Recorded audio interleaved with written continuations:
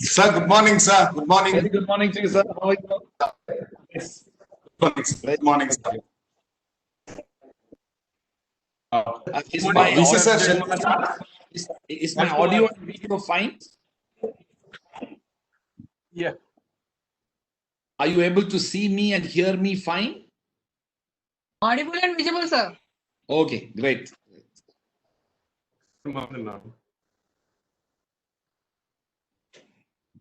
Good morning to you, Professor Surya Prakash. Good morning, sir. Good morning, Professor. Welcome to DSNLU Virtual. Very good.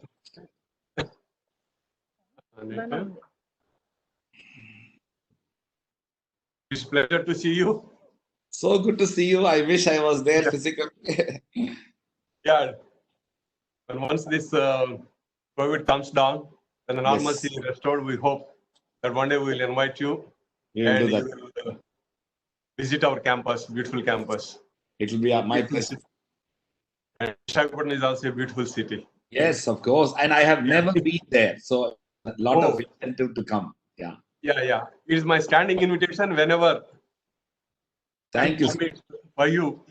We are here to host you. This is my invitation. Thank you so much, sir. I look forward to doing that. I look forward to doing that. Yeah. Dr. Murthy, start. Danand Murthy.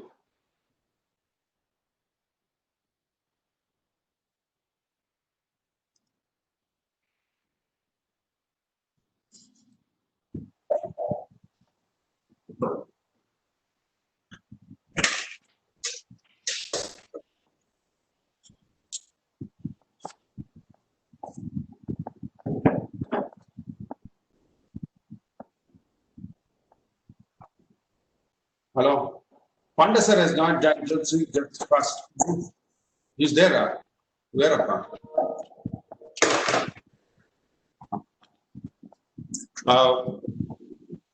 very good morning to all here. We are celebrating the 13th Foundation Day. Sir, am I audible? Yes. Yes, sir. Damodaram Sanjivaya National Law University is celebrating the 13th Foundation Day today. That's the 23rd of September 2020. Foundation Day is a time to reflect on achievements of the past and our ambitions and challenges for the future. This is a day of celebration, the day where it is appropriate to focus on our successes and the future opportunities. I think DSNLU will be venturing into what are the successes which we have achieved and then what is the future of our course of action. In spite of some challenges, we have in fact met a significant number of ambitious goals. Markedly improved student satisfaction, enhanced collaboration with the industry, and transformed our campus into a world-class campus. I believe we have a picturesque campus today behind hills. I think that's a wonderful scene to see. And we are in a city of destination, that's Visakhapatnam. Welcome, sir, for the 13th Foundation Day of our university, and where you have consented to address all of us by the Foundation Day lecture.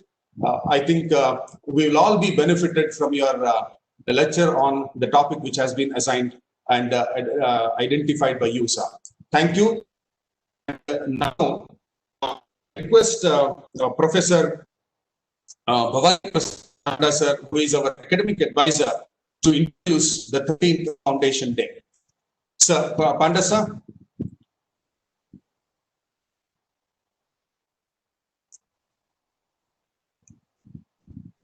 Panda, sir.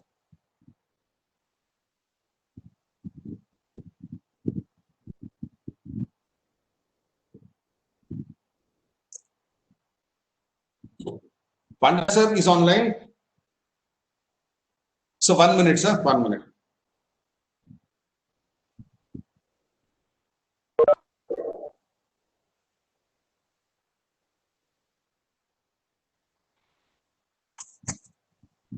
Sir. Yes, sir. Online.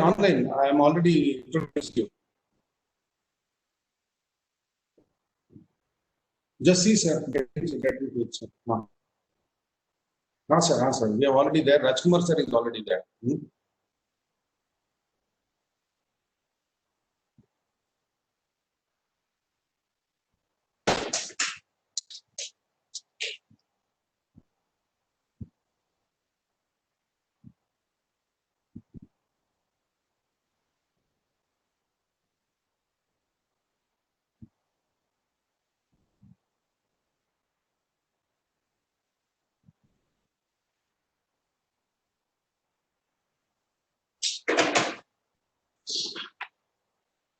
Just 2 minutes, sir. I think sir will be joining.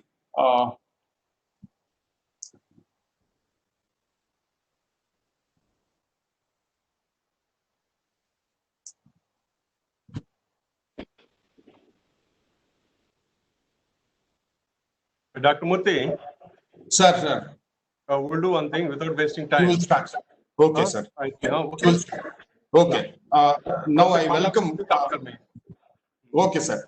Now I welcome Professor Surya Prakash, sir, Honorable Vice Chancellor, to welcome the guest and the welcome address of the 13th Foundation Day. Sir, please, sir. Good morning to all. And on this auspicious for the Centennial Visakhapatnam, I wholeheartedly welcome Professor C. Rajkumar, the Vice Chancellor, Jindal Global University, for kindly accepting our invitation and to address our students and faculty, deliver his lecture on this new education policy, the most important policy document which was released by the government a few days back. And this is our 30th Foundation Day for National University, Damodaram Sanjivaya National University, Visakhapatnam. And I welcome my students, faculty, and the invitees to this lecture of this 13th Foundation Day lecture. And initially, the university was named as AP University of Law in the year 2008. And later in 2012, the university was renamed in the name of one of the most honest politicians ever the state of AP had, Sri Damodaram Sanjivaya, who was the Chief Minister of Andhra Pradesh in 1960 and 1962. And Damodaram Sanjivaya, he hails from a lower middle class family state of Andhra Pradesh. His father died at a very young age, and he studied at municipal school, and he took his bachelor's degree in law from Madras Law College. And even being a student, he actively participated in the Indian freedom movement. So he was a freedom fighter, and later on he joined in Congress party, and then he sacrificed his lifetime profession for the sake of the nation and also for the sake of the party. So he was a member of the composite Madras and member of the provisional parliament between 1952. And in 1962, he became the first Dalit minister of the state of Andhra Pradesh, and also he became the president of All India Congress Committee in 1962. So he, after this short stint as Chief Minister of the state of Andhra Pradesh, he became Minister of Labor and Employment under Lal Bahadur Shastri government. And Sanjivaya, he was known for his dedication, commitment to the cause of labor problems, and he was known as a great administrator. And above all, his humility and his honesty is marked, unlike the present day politicians. So there was an instance in his life which was referred very frequently, that when he became Chief Minister of the state of Andhra Pradesh, combined state, so he went and told his mother that about his elevation, that he became Chief Minister. So his innocent mother asked him, okay, my son, you became the chief minister of AP. Would there be any increase in the salary? And if you have sufficient resources, you please purchase for me stove with charcoal. So in the initial day, in the good olden days, we used to cook food with firewood and then charcoal, gas, and then electric stoves. So the level of economic status reflects that his mother asked him to purchase a small charcoal stove so that she could cook food without any hassle. So, this was considered to be which reflects his economic status, even though he held very high positions. He was thoroughly honest, and the tribe which was in 21st century. Unfortunately, at the very young age, in his early 1950s, he passed away due to ill health, and the nation, and in particular the Congress party, lost a great leader and a great servant to India. So there is no surprise. The wisdom of the government of state of AP thought that it would be a proper tribute if they could name this law university in the name of this a legal luminary and also a political leader who was the chief minister of this state, and this university was named after him. So, as Dr. Murthy said, that this 13th Foundation Day, or for that matter, the Foundation Day is a glorious day for any university or any institution to look back about the achievements and to look forward. What are the plans and designs and how to develop the university, and the objective of the government, the society, the state is that they consider this as the center of excellence, and particularly in legal education. And I'm happy, and on behalf of DSNLU family, faculty and students, we got the most appropriate person, and Dr. Rajkumar, who was one of the youngest vice chancellors of a nationally and internationally reputed university. And anyway, Professor Rajkumar, he will be introduced, and earlier also all these Foundation Day lectures, and we did Foundation Day programs, sometimes 3 days, 4 days, a week of celebrations. But due to this COVID-19, we could not conduct these programs, celebrations by inviting the legal luminaries to our campus. But for this year, we have to satisfy with this virtual celebrations.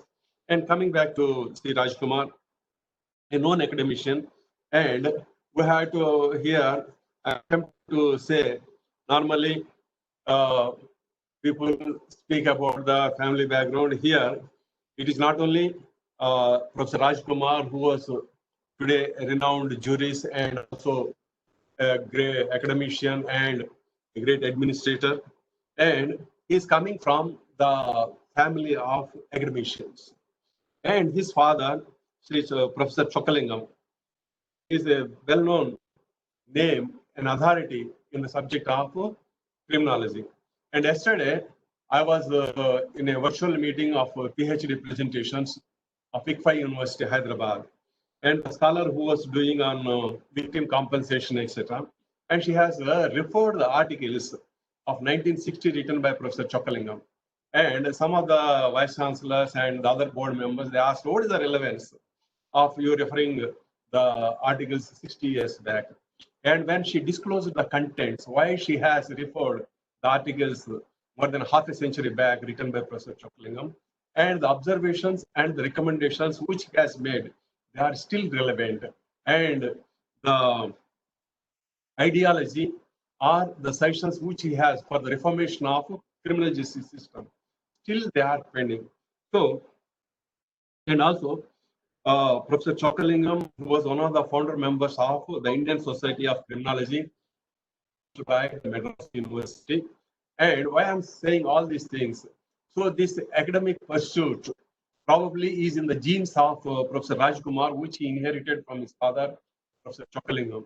And the Society of Criminology started by Madras University, which is today internationally reputed society working in the field of criminology. And this was started Professor great jurists like Justice Krishnaiyer, Professor Annar Madhav Menon, and Professor Pichedi, and T. Shanmugam, and so many experts in criminal law. They are associated with this society. And to mark that he is a son of an academician and who has inherent qualities of that academic instinct and scholarship, and which was amplified by the leadership, by being the founding vice chancellor of Jindal Global University. And we know how he is leading this Jindal Global University. It's today is one of the top 20 leading universities, and also it is it goes to the credit of Professor Rajkumar that today it is one of the best universities in India, where there are faculty from more than 35 countries. And see the wisdom coming across all over the world, and these faculty members, including another 120 or 130 professors from India, and all this great pool of academic strength. And no doubt, Jindal Global University, under the leadership of Professor Rajkumar, will compete not only with the Indian universities, and soon, and already it made its mark, and it will also compete with the best of the best law schools like Harvard, Cambridge, and people may look at Jindal first, and then they may go to Harvard and Cambridge in the coming days.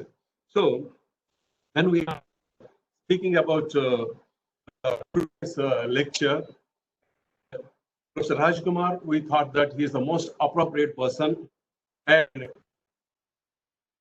writer on legal education and also on higher education in India. His articles were widely published, and he expressed his anguish in his writings and how this brain drain is taking place. And every year, how much we have been pumping money by sending our students to other countries. And he has an objective and an aim that India should become a center of excellence in higher education, not only one university or two universities. His broad vision is that all the universities in India, they should come to the level of international standards. So a great visionary, Professor Rajkumar, and the topic that was chosen by him to discuss on the recently declared new education policy. So I think that he is going to share his wisdom, and his guidance will be useful not only to his university, but also to the other universities and other higher educational institutions. So his worthy background, and also his wide knowledge, being the Rhodes Scholar and did his PhD and LLM from abroad, from Harvard, and he knows what is happening in the West and what is happening in the East, and he can correlate and he can show a path. He can lay down some policy even to the government. Even his speech will enlighten and enrich the invitees and the students. And in future, even we also can take the cue from his sessions and for the development of our university also. With these few words, Professor Rajkumar, I welcome on behalf of DSC again. I'm very, very much pleased to invite you. Actually, we invited you to lecture, but for this time, we will satisfy with this, and soon we hope that you will be on our campus and you can also guide us. Thank you very much. Thank you. Thank you, Dr. Murthy. So now the floor is to Dr. Murthy to continue the next. Dayanand sir, you have to unmute yourself, sir. And unmute. Yes, sir. Yes, sir. Thank you. Thank you so much, sir, for a wonderful welcome from your side. And as DSNLU will try to put our efforts to bring in into the future course of legal education.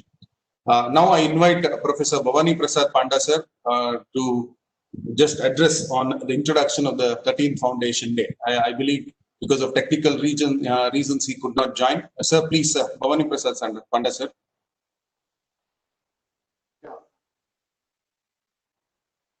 Good morning, everybody.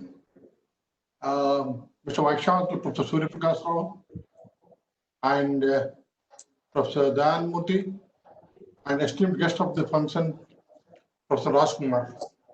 I am particularly delighted and obliged to speak few words on this great occasion of this National Law University named as Damodaran Sanjeevayya National Law University, Visakhapatnam. First of all, Visakhapatnam is a wonderful city, not from the geological point of view, but also from the legal luminaries aspect. I'm a proud alumni of Andhra University, Visakhapatnam. So also, many of the legal luminaries are there from this Visakhapatnam. And way back, I remember for the first time I heard the National Law University, Visakhapatnam to start. At that particular time, Professor Lakshminath was mooting this idea, and somehow the dream come true. In the year 2008, AP government has passed Andhra Pradesh University Law Ordinance 2008. It was on 8th July 2008. This particular law has been passed, and subsequently this particular university came along with 3 other campuses. The whole concept of this university was something different, but when the university came up and took its birth, it was having 3 campuses, but ultimately Visakhapatnam cherished it, and 2 other campuses did not take off. And Indian Law University, as a AP State University, has culminated itself into Damodaran Sanjeevayya National Law University. Damodaran Sanjeevayya is the first Chief Minister of Andhra Pradesh region, and he is known for his integrity, honesty, hardworking, and simplicity. And it's a pride and proud of this particular university to get his name tagged. And the National Law University of Visakhapatnam has been incarnated in the year 2012.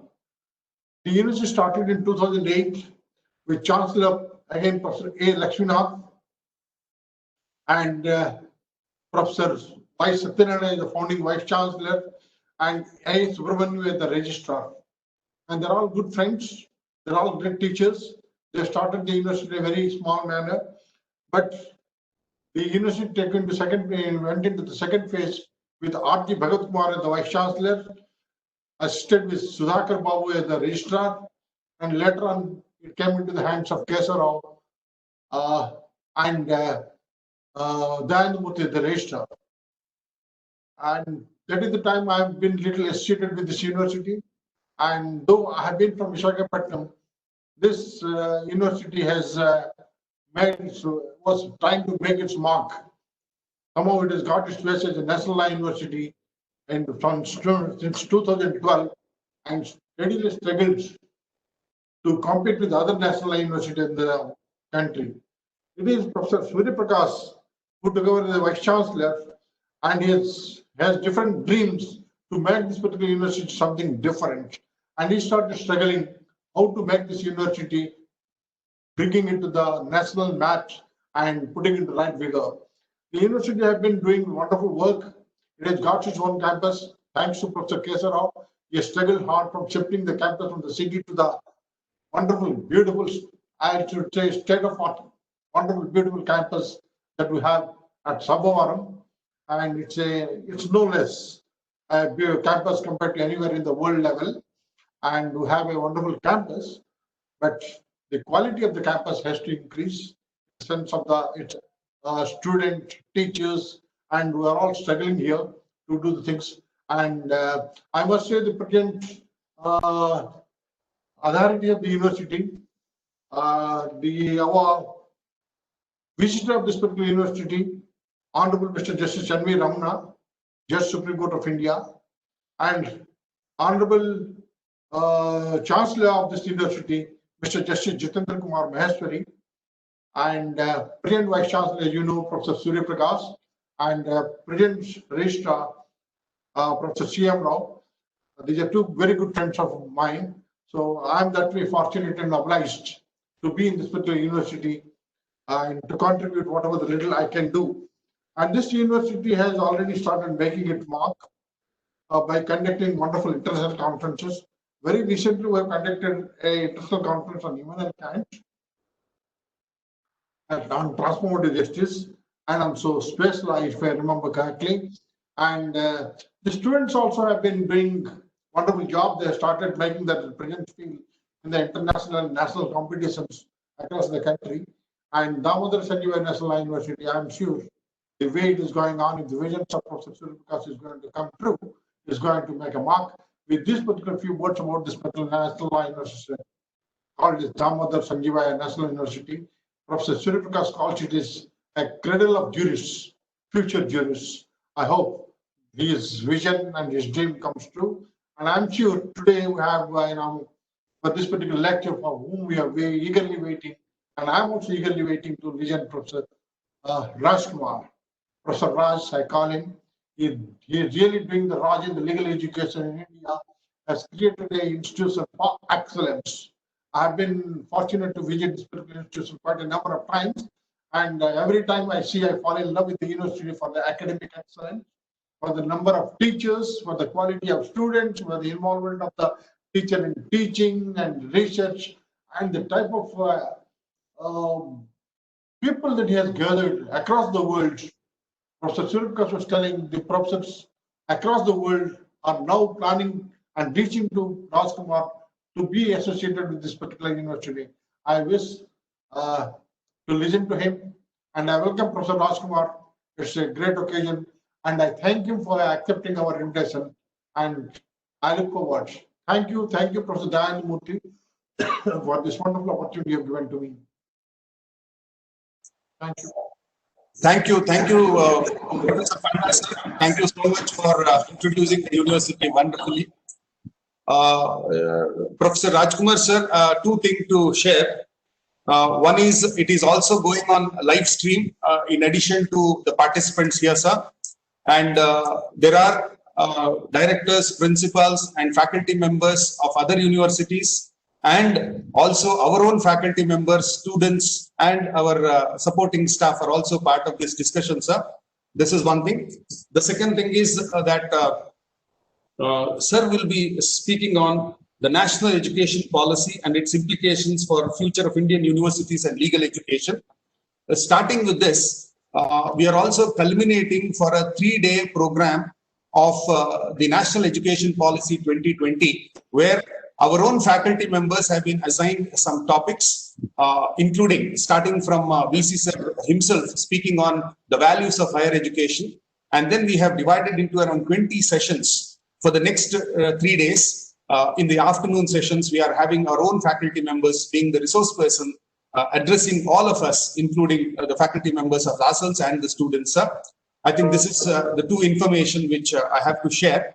And now I'll introduce a very brief introduction of Professor Rajkumar sir. This is very brief because the list goes on if I go on in that particular case. Keep it. Yes, sir. Dr. Professor C. Rajkumar has done his law from Delhi University, BCL, the Bachelor of Civil Law from Oxford University, LLM from Harvard University, and SJD from Hong Kong. Professor Rajkumar is a Rhodes Scholar and is a founding Vice Chancellor of OP Jindal Global University in India. In 2009, Sir was around 34 years, and at that age, he was appointed as a Vice Chancellor when the university was established. I believe maybe one of the youngest of Vice Chancellors of all at that particular point of time, and even today for that matter. Now, Professor Kumar has an academic qualification from University of Oxford, Harvard University, University of Hong Kong, and University of Delhi, and the Loyola College. He served as a faculty member at the School of Law of City of University of Hong Kong, where he has taught for many years. And Professor Rajkumar sir has a Rhodes Scholarship from Oxford, Landon Gammon Fellowship at Harvard Law School, and James Sovereign Gallo Memorial Scholarship at Harvard University. He has received the Doctoral Legal Science from the University of Hong Kong, and he also he obtained his earlier Bachelor of Law from the University of Delhi, the Bachelor of Commerce from Loyola College, one of the very popular and most famous Loyola College, University of Madras. And then, as to Professor Kumar sir is concerned, he is an accomplished legal scholar and works in the field of human rights and development, comparative constitutional law, terrorism and national security, corruption and governance, law and disaster management, legal education and higher education. I think of recent, he has started discussing on legal education and higher education.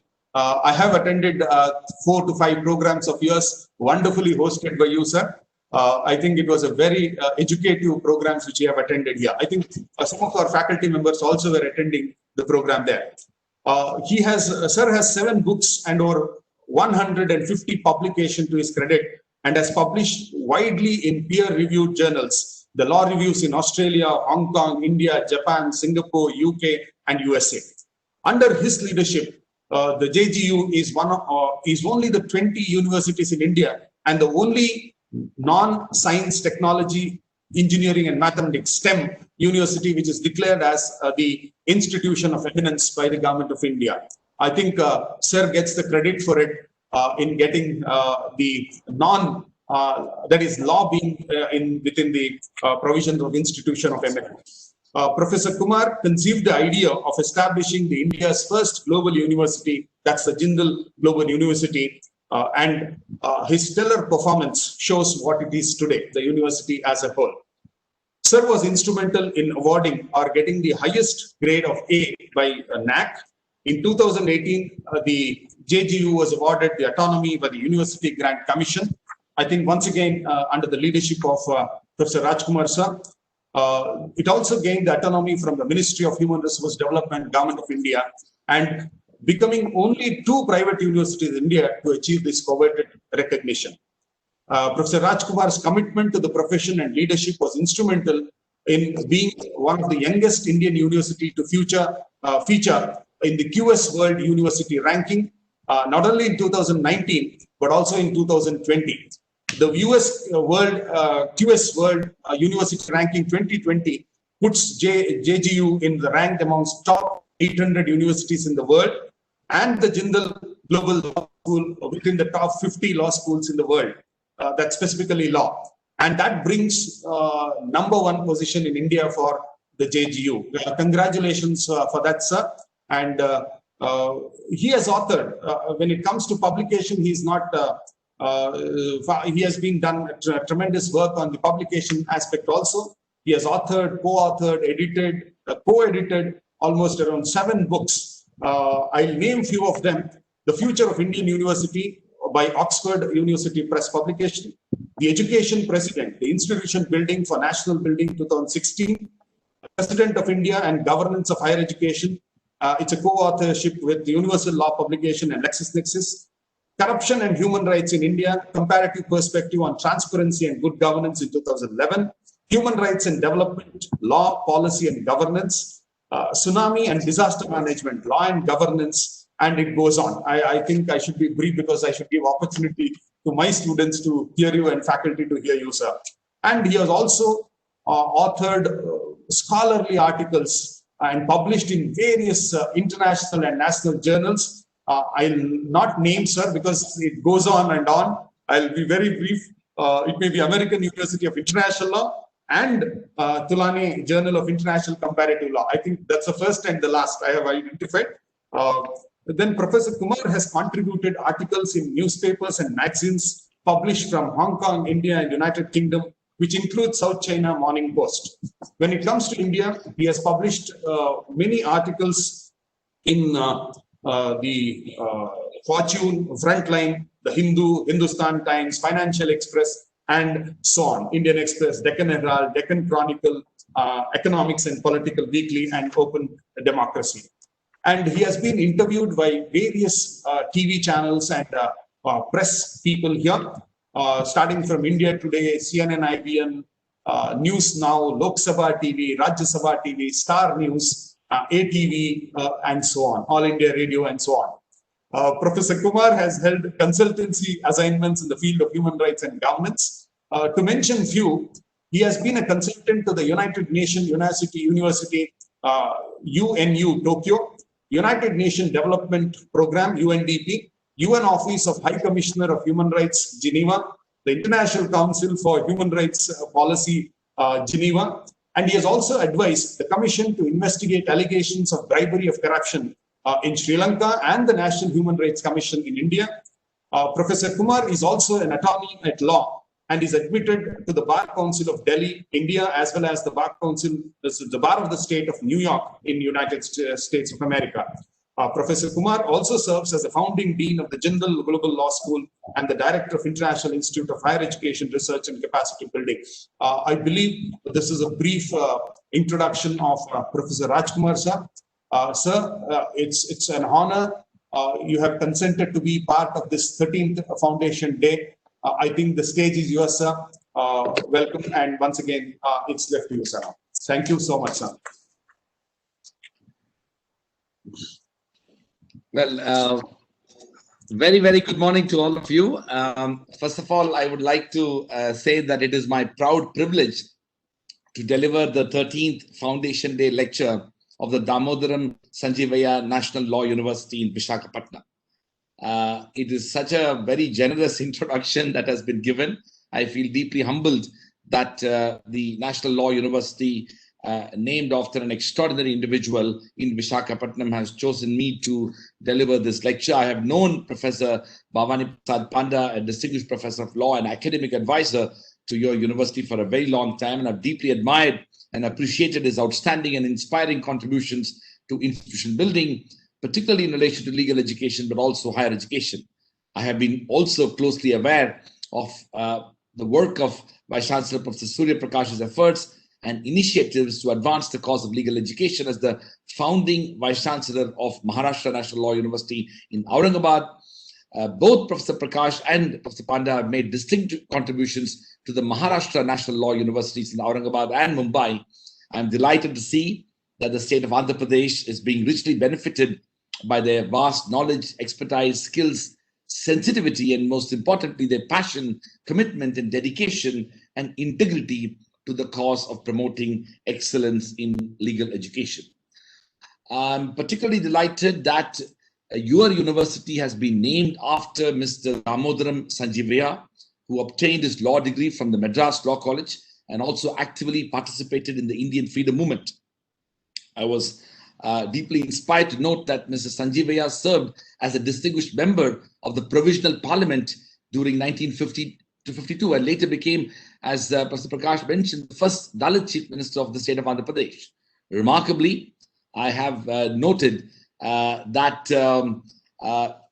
Sanjeevayya wrote a book on labor problems and industrial development in India, which was published in the year 1970 by the Oxford University Press. It is indeed a befitting tribute to an extraordinary man who lost his life very early when he was only 51 years, but who made significant contributions to the nation and society at large. In fact, that is a legacy that all of you students who are studying in this National Law University, but also the faculty members and staff who are part of this institution, will always carry forward the legacy. On his death, the New York Times published a poignant tribute dated 8 May 1972, in which it was observed, and I quote, "His father had died, but his older brothers supported the family so that Damodaram, who won scholarships through diligence rather than brilliance, could get the education they could not afford. From Government Arts College in Anantapur, he went to Madras Law College, where he received his degree in 1948. Mr. Sanjeevayya was chosen Chief Minister of Andhra in 1960, not so much by fighting his way to the top as by staying out of the political rivalries that neutralized stronger candidates. He emerged as a compromise figure acceptable to all factions. In 1962, Mr. Sanjeevaiah was chosen to a 2-year term as the president of the Indian National Congress, and the remainder of his career was with the central government in New Delhi, unquote. What an extraordinary man, and a tribute that has been paid in recognition of his contribution by naming the National Law University in Visakhapatnam is indeed a fitting tribute. I also want to thank and recognize the presence of other distinguished professors at your university, Professor Rajendra Prasad, Professor C.M. Rao, Professor Lakshmipati Raju, Professor Satyanarayana Raju, and of course, Dr. Dayananda Murthy. The National Law University and of course the city of Visakhapatnam is also very special because it has also provided a very important gift to our university. My very dear colleague and friend, Professor Sridhar Patnaik, who is the registrar of OP Jindal Global University, hails from Visakhapatnam. So I have one more reason actually to visit Visakhapatnam, which I've never done. And as Professor Prakash has indeed invited me, and I hope at the end of this lecture, he will remain sufficiently motivated to hold on to that invitation so that I will personally be able to visit your law university in the months to come. Let me move to this special occasion.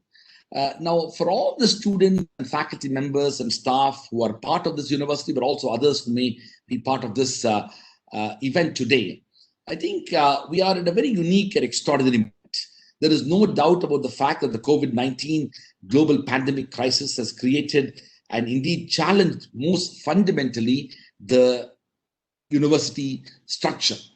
Universities around the world, law schools around the world are battling, and quite remarkably battling, this crisis. In fact, the meaning of the word resilience has actually assumed a new meaning, particularly because of the unprecedented challenges all of us are facing. But then the nature of universities are such that it is actually imparting education and inspiring young people to prepare themselves to face challenges in the world outside. Little did we know that that challenge will come so soon and actually come into our own educational system in the manner that we have seen today.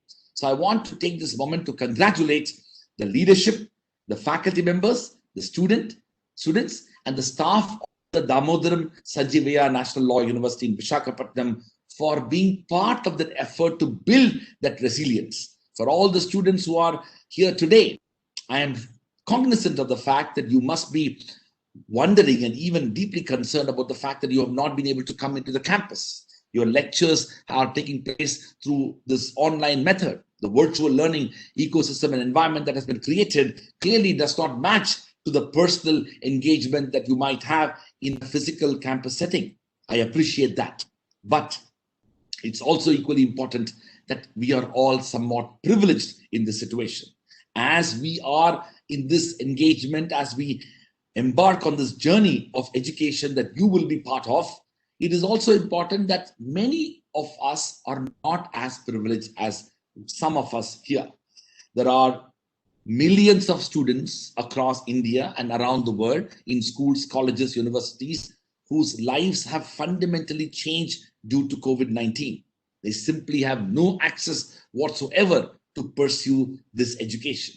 So because we are privileged to pursue this education, with all privilege comes responsibility. And that is why I would like to depose this trust on each one of you, the students of the Damodaram Sanjeevaiah National Law University in Visakhapatnam, to be able to be part of this institutional imagination, as Professor Prakash and Professor Panda and other faculty members are embarking on building a world-class law school in Visakhapatnam.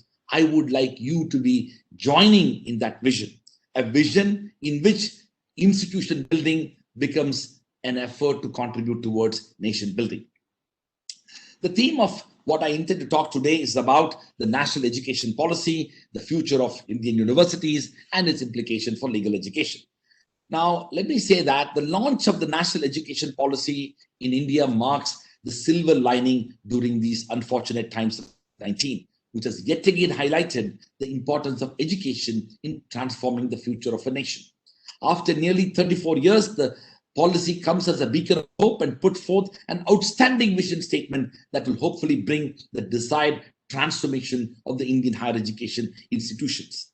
Indian higher education, as all of us know, is marked by the complexities of a large student population, talent, demands of a thriving demographic dividend, and its wide socioeconomic diversity. This inspiring policy document shows promise to harness the extraordinary potential of our institutions to address the requirements of equity of access while driving greater quality in education.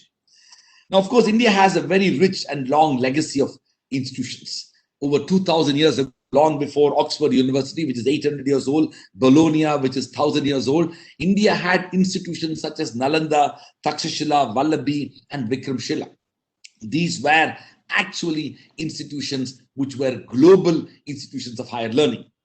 Of course, the dawn of Indian independence, in which we had 20 universities, and that evolution has brought us to over 1,000 universities and 45,000 plus colleges and 1,650 law schools. Today, we are a relatively large higher education system. However, what the national education policy has tried is essentially to develop a vision for the future. It has identified important areas of development which can be categorized, in my view, into 10 milestones for improving the quality of higher education. Given the time constraint, I will be a bit fast, but I'll try to cover as much so that we can have a Q&A session.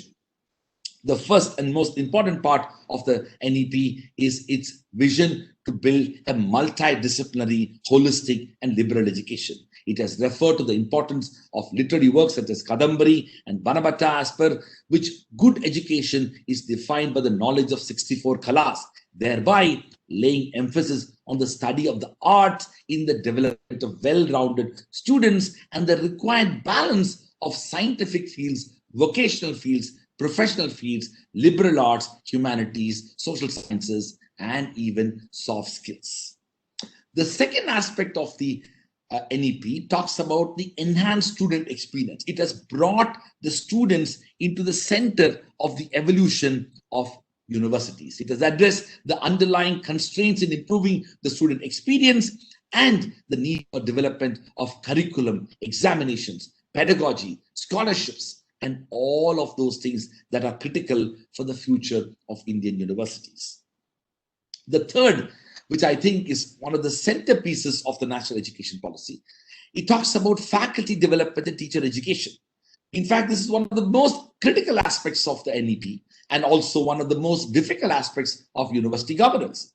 It has appreciated the importance and role of faculty in higher education and identified several key measures which will be required for faculty autonomy, transparent recruitment, career development, and also the process for improvement in teacher education to attract the best of the talent in the education sector.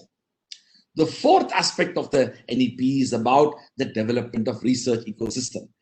It has established the role of research productivity and innovation in nation-building process and envisaged a transparent and more well-funded research ecosystem via the centralized National Research Foundation. But most importantly, it has also talked about a substantial increase in the GDP investment when it comes to higher education.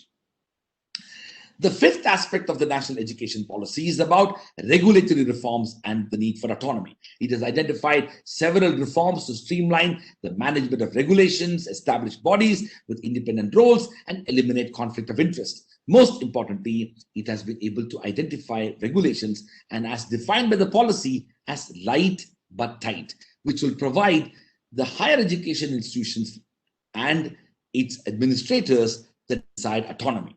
Now, this is, of course, a very important part of the NEP because NEP was conscious of the challenges associated with Indian higher education. Regulatory reforms was critical. It has talked about a new imagination of the higher education regulator, in many ways reducing the diversity of regulatory systems and to make it more effective. I've always maintained that Indian higher education is over-regulated and undergoverned, and the national education policy has attempted to respond to that. The sixth aspect of the NEP is talking about balancing equity and quality. It has balanced the issue of quality and equity of access. While there are reforms focused on curriculum and academic revisions, there is also an emphasis on how to make our higher education institutions more inclusive to improve the access of education to socioeconomic and disadvantaged groups and also students with special needs, and also strive for improved diversity in all forms and manifestations. The seventh aspect of NEP talks about consolidation of HEIS. It has recognized the various challenges that come in managing the 50,000 plus higher education institutions across India today, and thereby recommended the formation of multidisciplinary universities, which allow better governance and management of universities across India. I have again argued long ago that India needs multidisciplinary universities, and single discipline institutions have an important role and responsibility to cater to the aspirations of the study of liberal arts, humanities, and social sciences. The eighth aspect of the NEP is about public funding and private philanthropy. It has strengthened the framework of funding to enable greater investment in HEIs, as well as provided opportunities for private not-for-profit philanthropy. It has also recognized the future of public-private collaborations, and that is something which has been recognized, particularly because of the fact that we need a lot more resources in higher education. The ninth aspect of the NEP is about governance and leadership. It has highlighted the importance of governance and leadership in the administration and institution building efforts, and the need for a focused vision of HEIs in the form of a well-formulated institutional development plan. Of course, we all know that governance and leadership have a very significant role to play when it comes to impacting the future of institutions. The 10th aspect of NEP talks about internationalization, accreditation, and digital learning. It aims to strengthen the growth of internationalization and global partnerships with leading universities around the world. In fact, this is one such area which has been given a strong thrust at a public policy level. It has taken accreditation and high performance of universities, including ranking, seriously. It has envisaged the need for providing significant support for online distance learning and digitization of education in enabling greater equity of access to education. In fact, soon after the NEP, very recently, the University Grants Commission has already created a progressive set of rules and regulations which governs the online and distance learning education. So, the NEP 2020 envisions a transformation in the regulatory architecture of the higher education system to create a comprehensive and integrated higher education commission, besides renaming the Ministry of Human Resource Development to what is appropriately called the Ministry of Education. While the NEP 2020 has indeed laid down a strong foundation of our future, it will take commitment, investment of resources, recognition of institutional challenges and behavioral aspects, and cohesive collaboration amongst the government, regulators, and the higher education institutions to realize the vision required within this policy. Therefore, following are the 5 key areas of reforms, reimagination, and transformation, which will need the commitment of all stakeholders of Indian higher education if we can successfully implement the national education policy. First, what we need is trust and collaboration. A culture of respect, trust, collaboration, and collegiality needs to be created among the government agencies, regulatory bodies, and higher education institutions. Unfortunately, I must say that at present, there is a significant degree of distrust, and this limits our ability and constrains our effort to develop a collaborative and robust higher education system. Second, institutional autonomy and independence. Higher education institutions need to be empowered with greater institutional autonomy, academic freedom, operational independence to take decisions with responsibility and accountability vested with the institutions themselves. Gone are the days when we need to make the higher education institutions, including national law universities and other public and private universities, to become so subservient and constantly defer to the judgment of government bodies, including regulatory bodies. It is important to vest the agency within the ability of the higher education institutions. We need to infuse greater autonomy and independence within our universities. The third aspect of what we need is effective engagement of higher education institutions. higher education institutions should be directly involved in positions of consultations to the government agencies and regulatory bodies, especially while creating new regulations or amending existing regulations that may impact institutions in any manner. It is key to also bridge the gap between HEIs, the government, and the private organizations to create a symbiotic and mutually beneficial ecosystem. The fourth aspect is transparency and accountability. More transparent and accountability-based mechanisms need to be implemented for swift decision-making within government agencies and regulatory bodies in a time-bound manner to overcome the numerous bottlenecks that are currently prevailing with regard to decision-making. And last, on this aspect of how we can implement the NEP effectively is empowering the institutes of eminence. As some of you know, the government of India came up with a very progressive plan with regard to first providing greater autonomy to some institutions and then backed up with another public policy initiative in the form of institutions of eminence. The vision was to be able to determine the ability of few institutions in India and identify them to become IOEs and help them to propel them to become world-class universities. This public policy initiative, promoted no less than by the Honorable Prime Minister of India, needs to be invested more and provided greater, let's say, impetus to succeed. There is an urgent for providing more autonomy and freedom to the IOEs and other similar institutions. So, this is indeed a moment of a potential revolution, and I say potential revolution in the Indian higher education. The timely and methodical implementation of the National Education Policy, recommended changes in synchronization with the above mentioned additional reforms would indeed allow evolution of our HEIs into world-class institutions and enable India's transformation into a knowledge society. And the government, regulatory bodies, and HEIs will need to collaborate and work in unison to make this vision a reality. Let me now move to the second part of what I wanted to talk to all of us today, is that it's about reimagining legal education for strengthening the legal profession. India has one of the largest and the most complex legal profession, as well as legal education systems in the entire world. Over 1.4 million advocates practice in Indian courts, which employ nearly 17,000 judges in the lower judiciary against the sanction strength of over 23,000. Another over 700 judges of the high courts and the Supreme Court against the sanction seats of over 1,100 judges given the higher judiciary of the country, govern the higher judiciary of the country. India also has one of the largest number of legal education institutions. I mentioned to you that we have over 1,650 law colleges or law schools. These colleges graduate at least 1.5 lakh law graduates every year. Further, the government in itself in India happens to be the biggest litigant in Indian courts, and over 3 crore cases remain pending in all the courts. Addressing the challenges of the justice delivery system is critical, and hence, I believe fundamental reforms in legal education ought to receive the most important focus. Now, how do we achieve that focus? Well, to begin with, let's talk about the state of our legal education. And here, I would like you to indulge with me to go beyond and transcend the imagination of national law universities, which are now nearing 30 in India.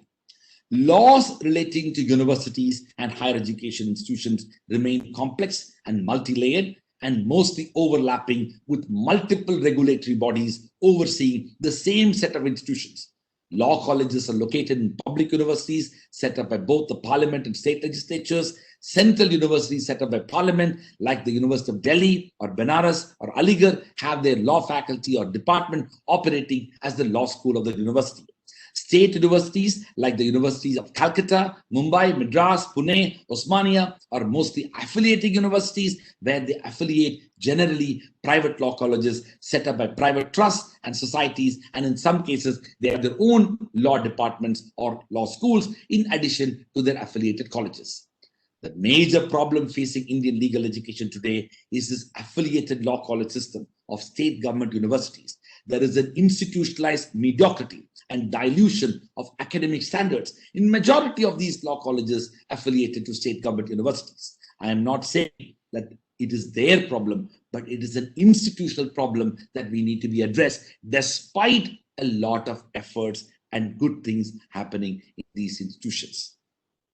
Mushrooming of law colleges and mass production of, I'm afraid, incompetent lawyers across the country in various states have contributed to the dilution of standards in both legal education and the legal profession.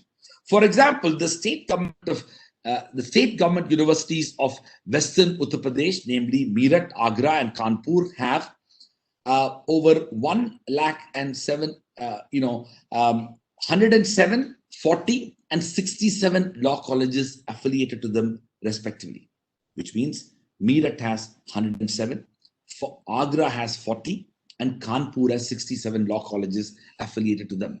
These 214 law colleges offer over 25,000 seats in LLB degree program alone.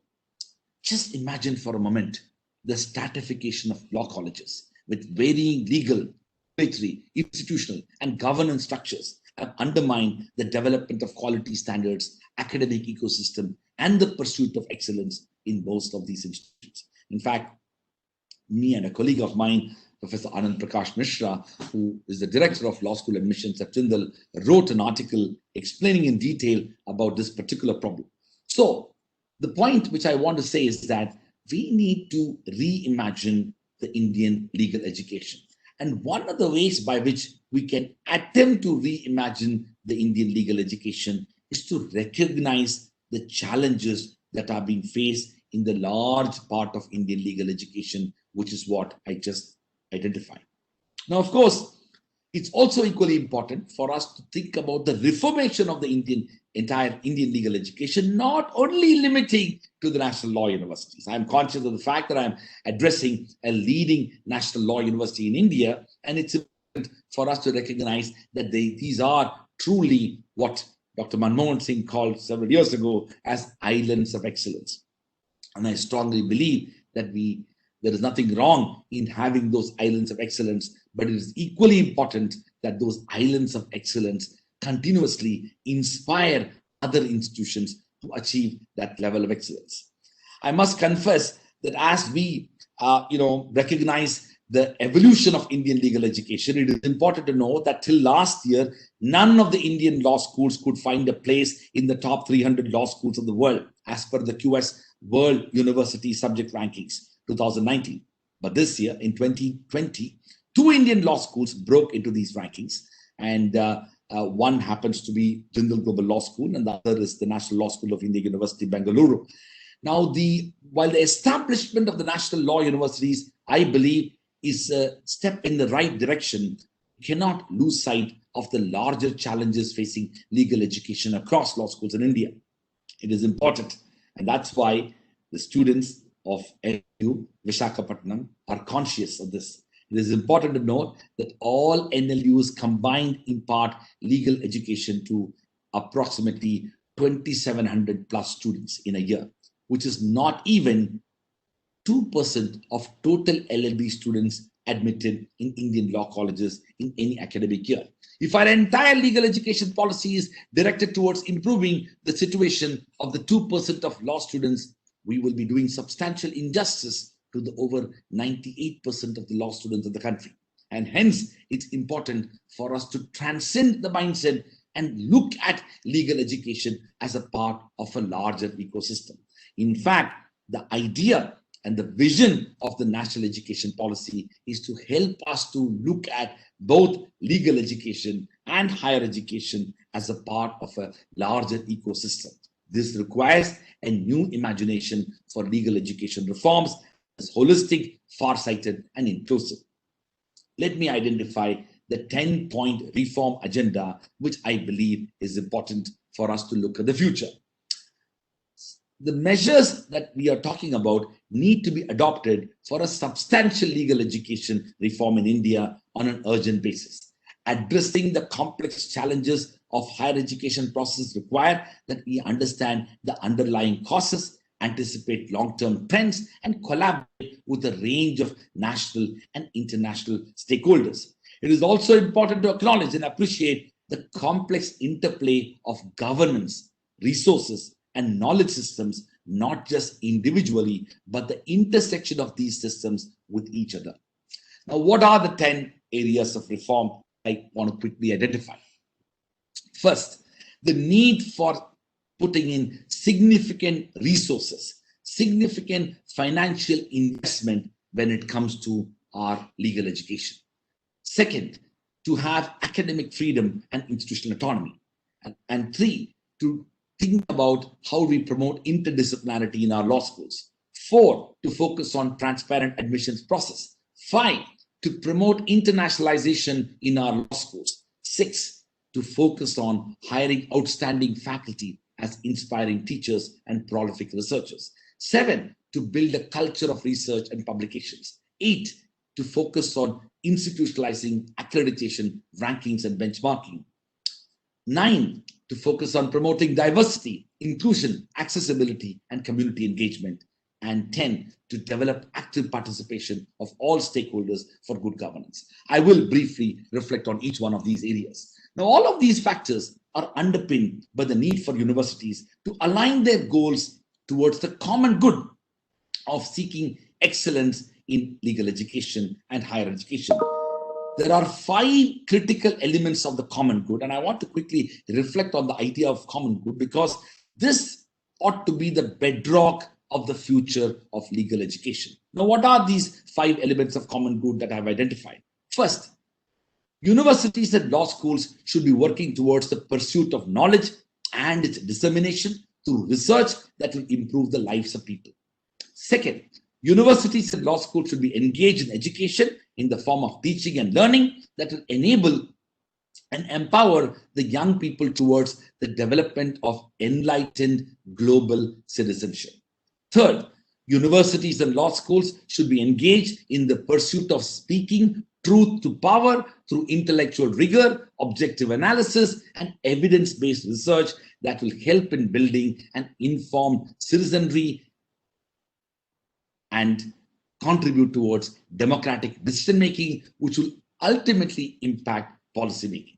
Fourth, universities and law schools should be aligning the vision of contributing towards fulfilling the common good to the mission of institutional excellence so that what universities and law schools do is measured in line with this purpose and objective. Fifth, universities and law schools should provide individual and institutional leadership in recognizing the importance of pursuing common good and work towards developing societal consensus among all stakeholders, including the government, the private sector, and the civil society. The pursuit of the common good needs to be integrated into the vision and mission statements of universities and law schools. There has to be a deeper recognition that the demands, expectations, and aspirations of societies from the universities and law schools can be better achieved by the fulfillment of the common good. All right, let me move on to those 10 items that I've identified as the future of Indian legal education. First, the financial dimension. World-class universities and law schools do not come cheap. Every aspect of it, the recruitment of faculty and staff, funding for research, support for research centers, creation of incubation centers, development of physical infrastructure, use of technology, provision for holistic learning and student experiences on campus, library, international opportunities, all of which what a law does, what a university does, requires significant funding. It would be naive to think that world-class universities and world-class law schools could be established without a radical reimagination of the funding framework that exists in India and the resources that we make available for our universities. Every year, we recognize that the government expenditure on higher education is less than what it should be, and that its percentage of GDP needs to be higher. The resources that are required for establishing world-class law schools and nurturing them in a sustainable manner would be several-fold higher than what we do today. Given this the future of Indian law schools will significantly depend upon our ability to harness individual, institutional, and corporate philanthropy for the purposes of higher education. Let me digress and take a moment. I am going to make slightly a controversial statement. You see that just we saw the last few days, we saw a very, unfortunate evolution of events that unfolded, leading to ultimately the Supreme Court of India intervening on a matter concerning legal education, in particular, a matter concerning the national law universities. While I don't intend to talk about the consequences of that decision, or indeed the rationale of the National Law School Bangalore in going with a separate exam, or for that matter, the consortium's own view with regard to what it should be, and even the CLAT itself. The fact that many national law universities, and I'm not going to make any statement about specific institutions, the fact that many national law universities do depend upon the revenues generated through the entrance examination, itself is not auguring well for the future of legal education. We need to be able to provide a lot more financial resources. Our government bodies need to recognize the importance of law universities and law schools, and indeed universities, and substantially contribute towards their advancement. It is too much of a burden on the part of the vice chancellors, including the entire CLAT consortium type organizations, as well as other institutions, to actually depend upon an entrance examination and the fact that a large number of people take up those examinations, in any way contributing to the annual operating budget of a law university. So I want to say that a major legal and policy reform to promote this is needed with regard to significant funding. In my paper, I have dealt with in detail. I'm going to quickly move into it. And by the way, the funding challenge is not only limited to private, or it's not only limited to private universities, but it's equally impacting public universities. Therefore, there is an urgent need to reflect upon the crisis of leadership and the inability to seek. And I'm here not talking about institutional leadership. I'm talking about policy level leadership and inability to seek reforms relating to institutional building. In this, leadership and philanthropy is central to enabling an institutional vision that will build the future of Indian legal education. This requires that we pay close attention to processes, build institutional mechanisms, and nurture organizational cultures that reflect our underlying vision and expectations, so that we are able to generate significant resources that could be invested in the interest of our students. Whether it is about hiring faculty, whether it is about providing opportunities for our students, whether it is about creating infrastructure, whether it is about funding our students for participating in national and international moot competitions, whether it is creating mooting and advocacy programs, almost everything that we want to do for our students, we require resources. The second major aspect is academic freedom and autonomy. Since I have dealt with this before, I will keep it short. We really need to empower our law universities and our law schools.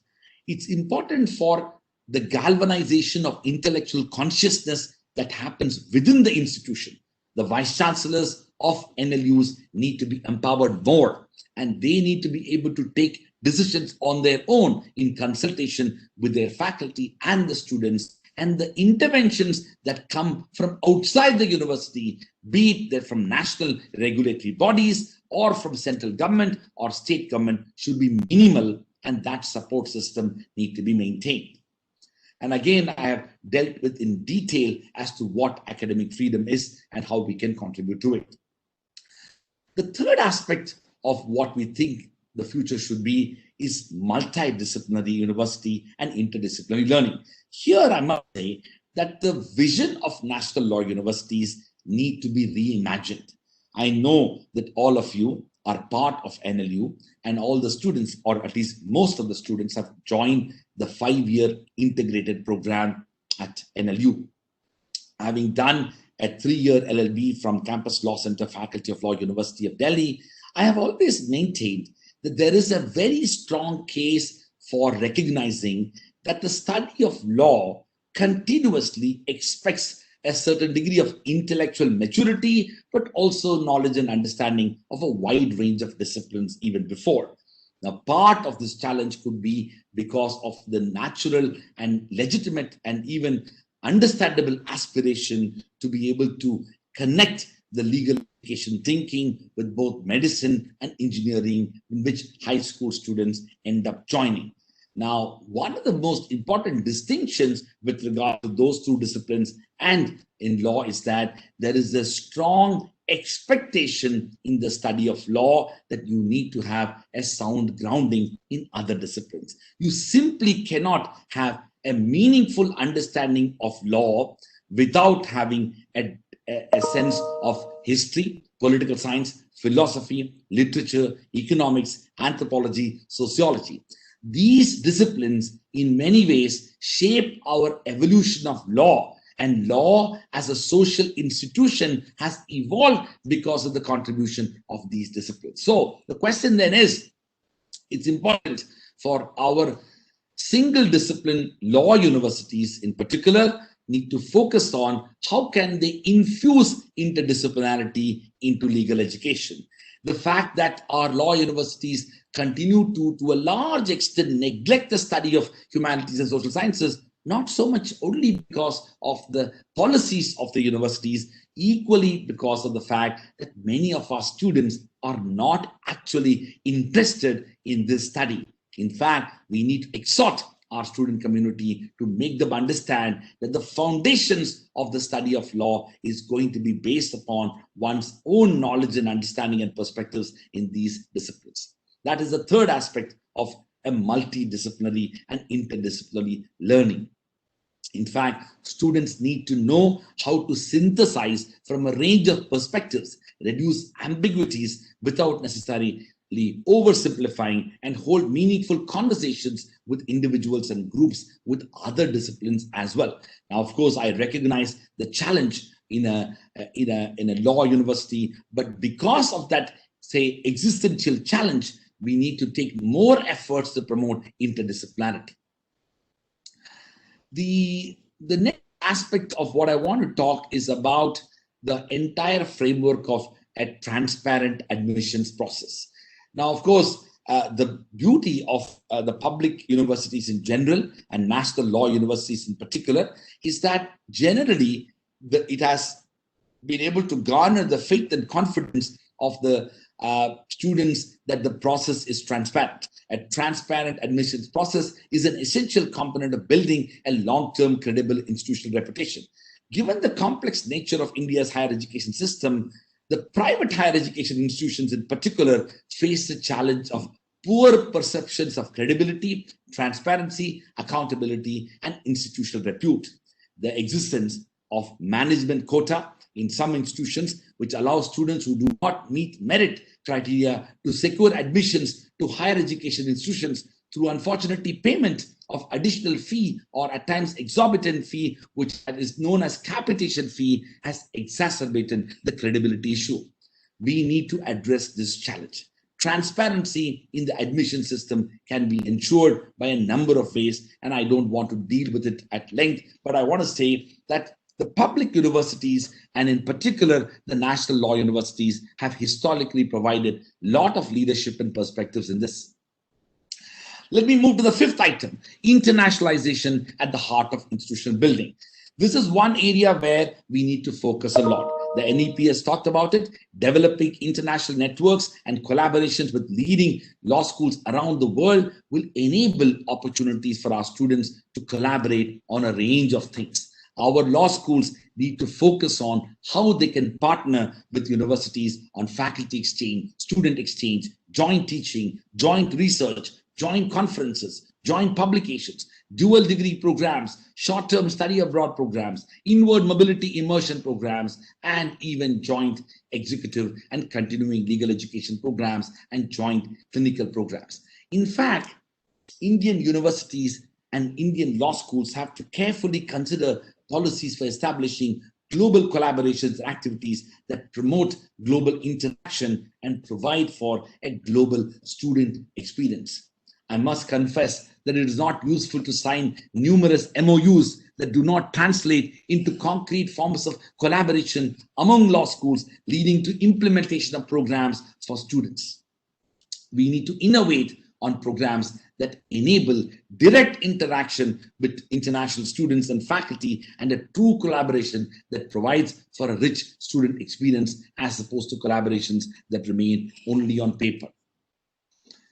It's important that we also focus on internationalization of faculty members and students. This is one of the major challenges facing Indian universities, and we need to progress on that as well. The sixth aspect, which is one of my most favorite, is hiring of outstanding faculty as inspiring teachers and prolific researchers. Of all the significant inputs that go into the making of a world-class university, a world-class law school, it is necessary to recognize that the faculty is the most important and indeed the most significant. Outstanding faculty members who can make great and substantive contributions to teaching and research create world-class law schools. It is only by hiring and retaining inspiring teachers and rigorous researchers that we can ever hope to establish world-class universities in India. At best, and I must say, most Indian universities, most Indian law schools are at best largely teaching institutions. At worst, they don't do either as well as they should. The focus of the academic agenda is to be engaged in teaching, and the faculty members tend to teach a disproportionately higher number of hours in a week. This has undermined any possibility for the faculty members to be engaged in research and publications. India's aspirations to build world-class universities ought to be the center of this effort to hire outstanding faculty members. Globalization has created new opportunities for Indian academics to be able to move around the world. And India is not only their option to pursue serious academic careers. In fact, many graduates from Indian law schools and Indian law universities and NLUs seek higher education opportunities around the world. And even if some of them choose to come into academia, they unfortunately rarely decide to work in India.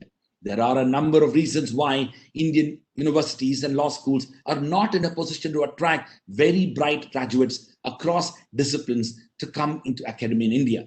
But this situation is changing with new opportunities. There is an urgent need for Indian law schools to diversify their faculty composition, include academics and scholars from across the world. And I am confident that the NLU in Visakhapatnam can provide leadership here. The seventh aspect is building a culture of research and publication. Research in every discipline, including in law, need to be promoted. Indian universities and law schools should become fertile avenues for generation of ideas through research and publication. Research and rigorous research in all fields of inquiry is critical to India, as it will be expected to solve and respond to new problems for which old solutions and perspectives may not be helpful. Research produces knowledge that gives clarity on the basis of an informed and deeper understanding of issues.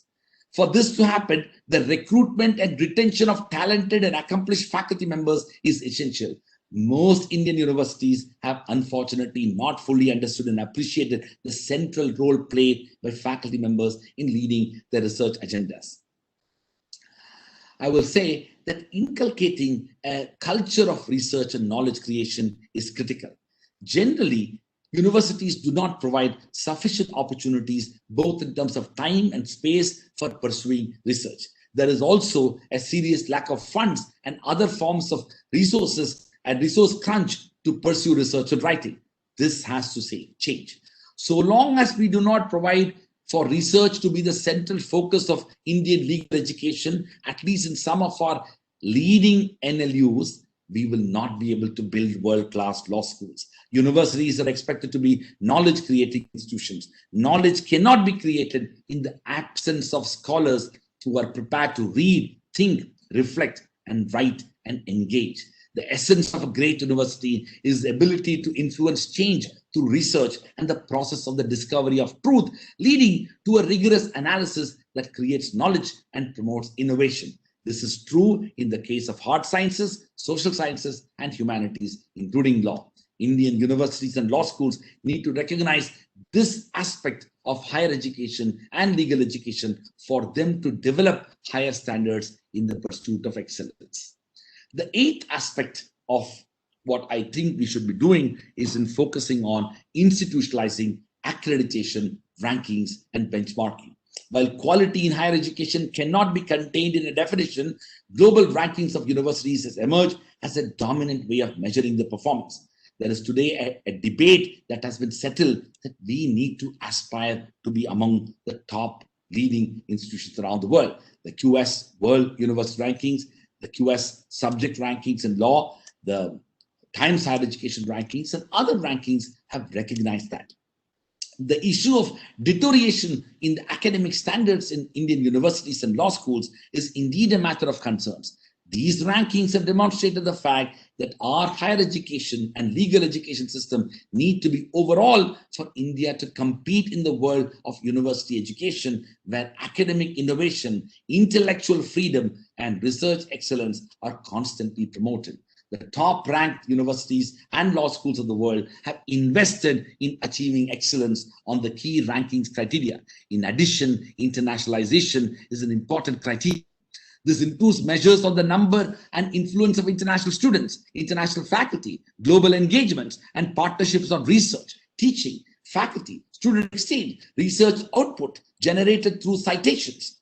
All these things will form the framework of rankings. The global rankings frameworks have increasingly become an indicator of the institutional quality of higher education institutions and are a powerful measure of real-world impact of universities and law schools and their role as knowledge creators. The ninth aspect of what I want to tell you is that about promoting diversity, inclusion, and accessibility. Diversity is identified as a congregation of various identities, perspectives, experiences, backgrounds, ideas, approaches, and orientations. In the increasingly multicultural, pluralistic environment that we now habit, the concept of diversity will be varyingly defined based on culture, society, and individuals. In fact, for higher education institutions across the world, contemporary challenges pose an existential question. How must we approach the process of education students for the 21st century? In addressing this, the transformative influence of education is central. An academic, learning, and residential environment that NLUs and universities such as OP Jindal Global University are, they consciously need to promote openness to differences in ideas and orientations. A working environment that disincentivizes antagonistic responses to differences and variations is also important. In the 21st century institution building effort, diversity and inclusion are not expected to need active reinforcement as workforces and student bodies become increasingly and naturally plural. Diversity and inclusion are multidimensional paradigms. There remain challenges on other dimensions that we see as crucial to our responsibility, and we need to address all of them. Some of these dimensions include gender, diversified regional representation, student body and staff, faculty educational backgrounds, representation of women in academic leadership positions, range and diversity of international collaborations, choice of course offerings, pedagogical innovations, and research programs. In fact, a few years ago, we had published a report on diversity, and which was an institutional research report about our own university. But in that process, we identified 16 indicators of diversity. And for the benefit of NLU Visakhapatnam, I'll quickly articulate those 16 indicators of diversity and inclusion, and you might want to apply it to your own institutional setting. And we applied to our university and produced a 100-page report on how we do. On some of those variables, we were fine, but on some of them, we were ourselves not doing well. So what are these 16 indicators of diversity? National origin, state origin, gender parity, age, religion and caste, education and professional background, disability, academic offerings and interdisciplinarity, pedagogy, research and disciplinary diversity, international collaborations and partnership diversity, governance and leadership diversity, student financial inclusion, inclusive teaching and learning, gender identity and sexual orientation, and community outreach and engagement. I'll be happy to send a copy of the report for the benefit of the students and faculty of NLU Visakhapatnam. So in order to achieve our pedagogical needs and objectives of diversity and inclusion, it is important that we create an environment both across the law school and the university and within our classrooms that exemplifies an ethos of dialogue. Dialogue is a substantially important skill for our students to learn and embody, given that they would experience a range of differences and diversities in their daily life. Respectful dialogue is the means through which they could negotiate the social, economic, and technological complexities that they would encounter in their daily lives. In more ways than one, our classrooms should become safe havens of dialogical forms of engagement where everyone feels that they are active and equal participants in an exchange of ideas, knowledge, and perspectives. The 10th aspect of what I want to say is that we need to develop active participation of all stakeholders for good governance. World-class universities and law schools can be developed and nurtured only when all the stakeholders of a university, students, faculty, staff, parents, alumni, in addition to relevant government agencies and departments, institutional partners and collaborations, regulatory bodies, potential donors and partners, neighboring communities, and other stakeholders become active participants in the university's evolution, enabling the institution to take decisions about the university in an independent and transparent manner. We need to work towards improving each of our stakeholders.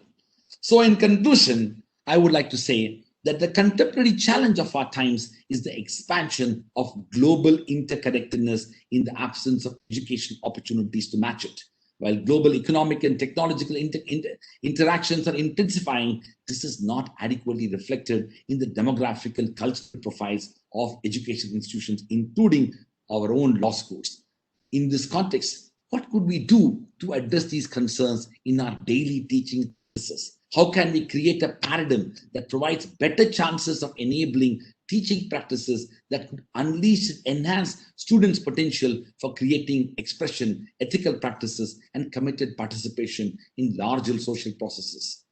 Moving forward, I believe that there are a set of skills that our current and future students are expected to develop through educational process that are seen as most suited for the uncertain world that is perpetually in transition. The COVID-19 crisis is one of that long continuum. These skills are at the foundation of the 10 factors explained above. They include building strong character and courage, inculcating an ability to live with uncertainty, embracing interdisciplinary orientation, ensuring that dialogues are always respectful, and boundless imagination, but within the ethical contours of our society. In fact, this is probably the reason why the Austrian philosopher Wittgenstein had in mind when he wrote, and I quote, "Genius is not talent plus character, but character manifesting itself in the form of a special talent," one might say. Genius is talent exercised with courage. Courage is always original. Our contemporary times are marked by complexity, uncertainty, and volatility.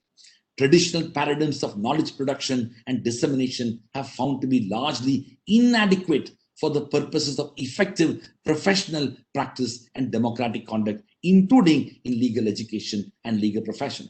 Our students are expected to require a range of skills that will allow them to navigate the social, political, organizational, technological, and economic complexities that they will invariably encounter in their personal life and professional careers. It's also important that we emphasize the skills of learning as much as providing substantive knowledge in those specialized areas. These skills should not be restricted to how best to complete their academic programs, but also to enable them to make a commitment for a lifelong learning endeavor. Higher education and legal education systems across the world are in transition. The intensification of globalization, technological changes, shifts in demographic profiles, ease of mobility of human and financial capital, and changes in perceptions have made it imperative that we reimagine the role of universities and law schools to align them with the trends of our time. Ensuring that we have resources and capacities that translate into opportunities for our youth is a necessary but not a sufficient condition.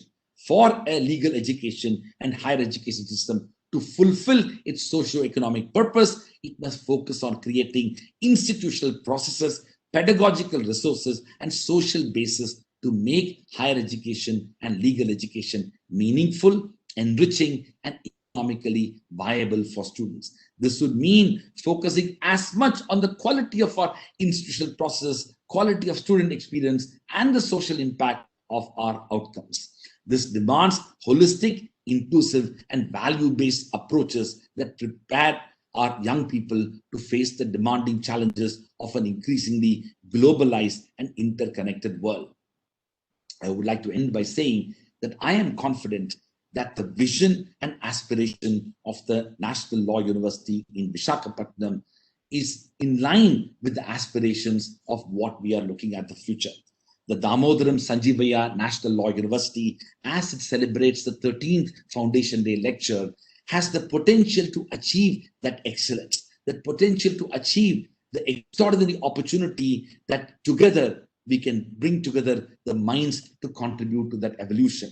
I am confident that under the leadership of Professor Surya Prakash, the Vice Chancellor, and also the Chief Advisor there, Professor Panda, and other faculty members, students, and staff, I am confident that the NLU Visakhapatnam has an extraordinary opportunity to provide transformative legal education that can inspire generations of young people, not only in the pursuit of legal education, but also believe in the ideals of the rule of law and their own effort to contribute towards access to justice. I am thankful to you for your patient hearing, and I deeply appreciate the opportunity to deliver the 13th Foundation Day lecture. Congratulations. Thank you so much, sir. I think in cricket, we say something like scintillating knock. I think that was a scintillating address from your side. Thank you so much for being a guest for the 13th Foundation Day, addressing the Foundation Day lecture.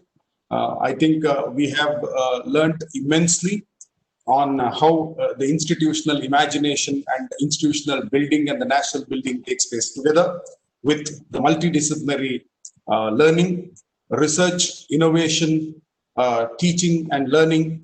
I think all these have put in us a lot of hopes within us that yes, we can do something for the institutional building as well as the nation building. Sir, we have 3 to 4 questions. I believe we can take questions, sir. Yes, please. Yes, sir. Kiran.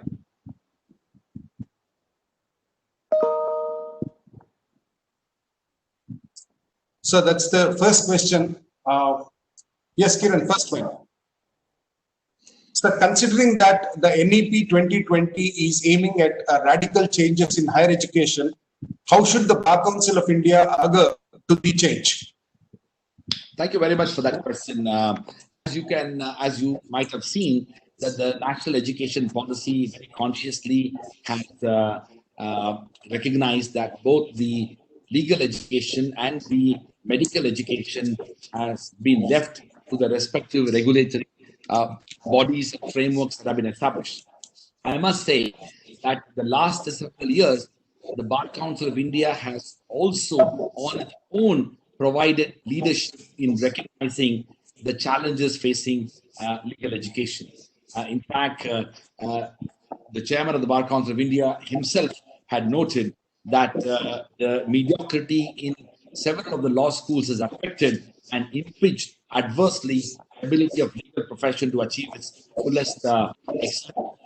These conversations have happened within the BCI. So I would say, while the legal education remains within the framework of the Bar Council and the Advocates Act, I would like to believe, given the trends that have been set with regard to the vision of higher education, it has actually empowered the Bar Council of India to implement some of the foundational ideas and reforms that has been signaled with regard to quality and excellence and world-class institutions and research and digitalization and internationalization. The core ideas of the NEP can be easily translated within the legal education. But I would go a step further. I would say that it is not so much the UGC or the Bar Council or the AICT or somebody else needs to do what they have to do.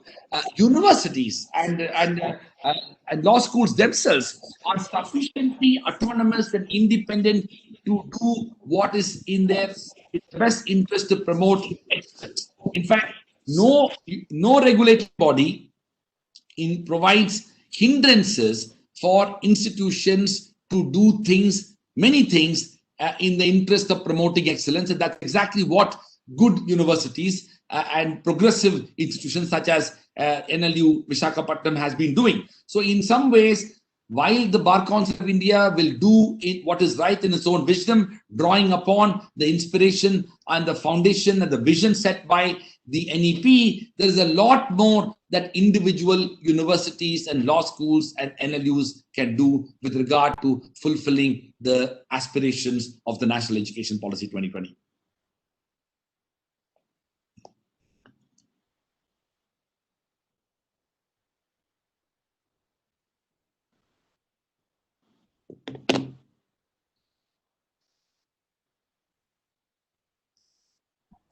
Dhananjay, sir, the next question is on the screen.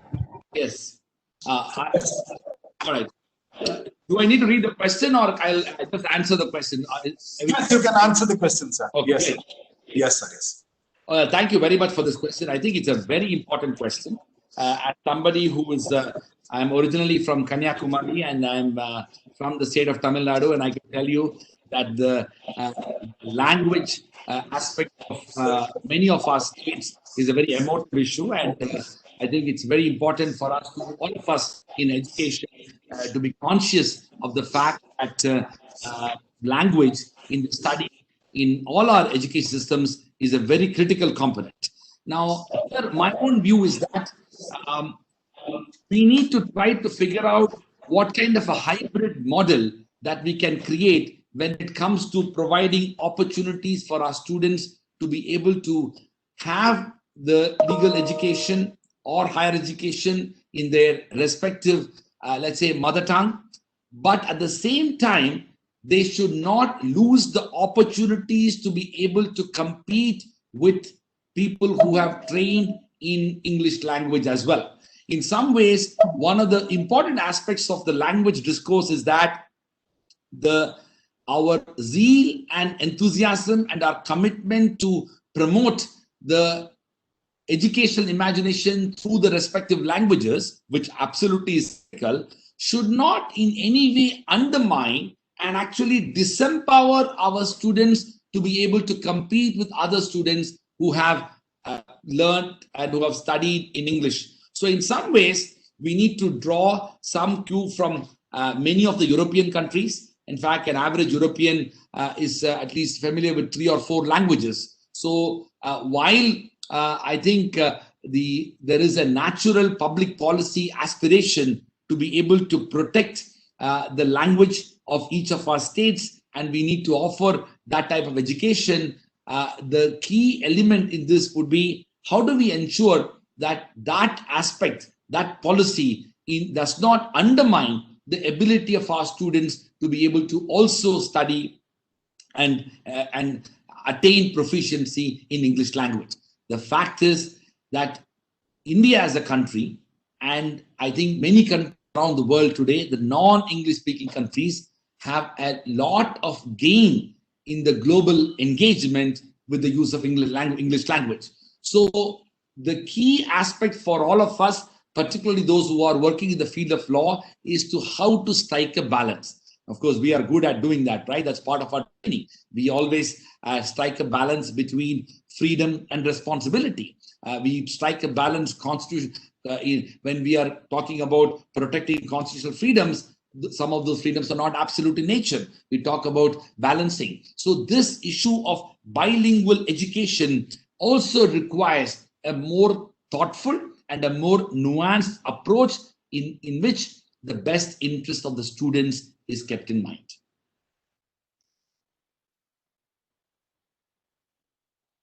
That's the third question, sir. Yes. You see, as I told you, the National Education Policy 2020 very mildly talks about legal education. because it consciously wanted to ensure that the jurisdictional elements with the existing structure. However, as I told you, because it is a visionary document, it talks about accessibility and affordability. Now the point is, it becomes on the part of the responsibility of law schools and law universities and law departments, and I would say the legal community, which includes lawyers and judges, but also the Bar Council, to think in terms of how they can provide and promote and substantially expand the vision of accessibility and affordability in legal education. I will confess that as a university, as a law school, that does depend upon tuition fee revenue for our own existence. We must say that while every year we provide scholarships and fellowships to provide access to a large number of students who can't afford, even after that, we will not be able to meet the demands and aspirations of a number of students who simply can't afford. And I would like to say that even when some of the national law universities would charge lesser than, let's say, a Jindal Global Law School, even that lesser fee will always be inaccessible for more number of students. So the point about accessibility is a very critical aspect. We need to focus on government funded scholarships. We need to create incentives for creating endowments, philanthropical contributions. I'll give you a very good example, and that's something which is a personal example. I come from a middle class family in India. My father is a professor and mother is a doctor. For me, to be able to go from Chennai to Delhi was a big deal, not because Delhi University fees was high.